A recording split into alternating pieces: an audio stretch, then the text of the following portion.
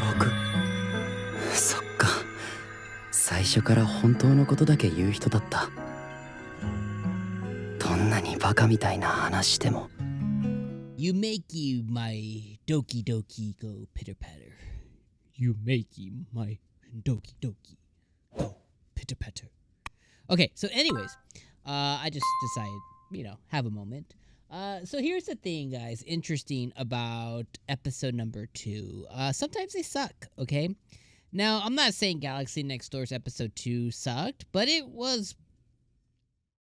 boring. It was boring to say the least. Now, it doesn't mean that this won't be the romance of the season, which it won't. Skip and Loafer is going to be the romance of the season. If you guys haven't watched that, go check out my reviews. That anime is fantastic. That's going to be the romance of the season.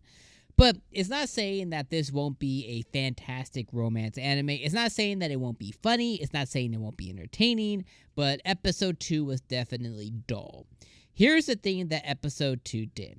It picked up where we left off last week. It talked about their marital bond. It talked about the fact that 𝐒𝐻𝐚𝐧𝐧𝐞𝐥 separating at all from our main character here. No matter what ends up happening, if she decides to separate from Kuga, then he's going to face ramifications via illness and things like that. We also found out that if he initiates any kind of physical touch, any kind of physical contact that is unwanted or unwelcome by 𝐒𝐻𝐚𝐧𝐽 in any way, shape, or form, even if it's subconscious, right? Like, even if, like, she might not really even mind it, then he will face some kind of ramifications, whether it's, like we saw in this episode, sneezing, nosebleed, and it could be extended even worse, and could they be permanent in any way, shape, or form? So a bunch of stuff happening here that is definitely a little bit crazy. Now, he begins the episode thinking that she's crazy. He ends the episode thinking that, okay, she's not crazy. It seems like she's telling a legit story. Why would she lie? I'm gonna beat her. I'm gonna beat her. Don't do that, bud. You're gonna die. He's gonna believe her. And we find out that she's from Yobijima Island. They have a website. They have legends. Pretty fun and cool and crazy stuff. Episode ends with them agree that they're going to get closer naturally and see what comes of that as she looks for ways to annul this marital bond that they just entered. The episode ends with her Kuga's little sister calling them out, and 𝐒𝐻𝐚𝐧𝐽 doesn't do anything to help it. She also moved into their apartment complex as well. So those are the things that happen, and I know, when explaining it or talking about it, it might sound like, oh wow, it was really interesting. But the reality of it is like, I watched it, I paused the episode twice because I was just like, wow, I'm just not having a good time watching it. There's a lot of info coming my way, and I'm capturing the info, that's coming my way.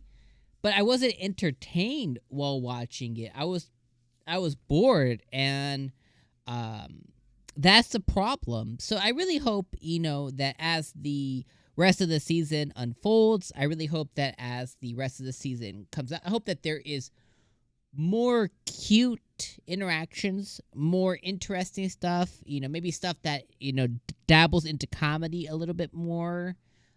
Maybe something that comes into drama, you know what I mean? Maybe give us some kind of dramatic twist that occurs. Something to keep us on our toes or to make us laugh. One of those two things need to happen. Or their romance needs to escalate heavily to keep us interested. Like, one of those three things kind of needs to happen. But if we're taking this slice of lifey type of approach and it's just kind of monotonous, I don't know, man. I don't know, guys. I don't know. Like, I don't know how you guys feel about that. But, like, it was a little dull. It was a little dull. It was a little boring.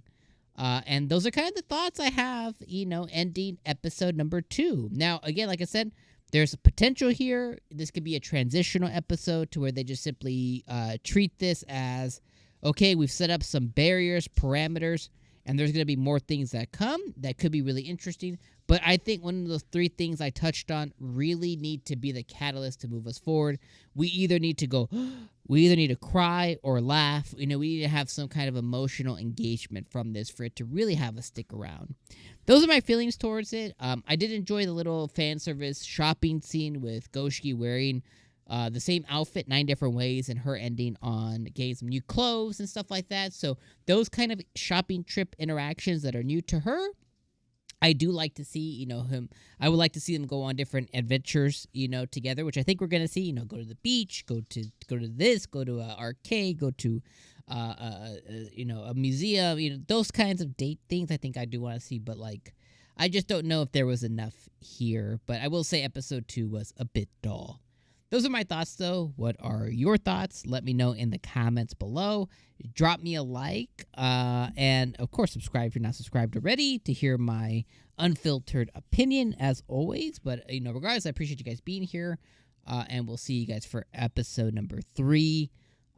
More than likely, I'm evaluating this weekend what anime is going to be on my final list that I cover weekly. Right now, I'm just kind of everywhere, but that will be reduced down to around 8 or 10 anime that I officially cover every week. Will Galaxy Next Door, will Galaxy Next Door make the cut? I don't know, so we'll see. Regardless, have a great weekend. Peace.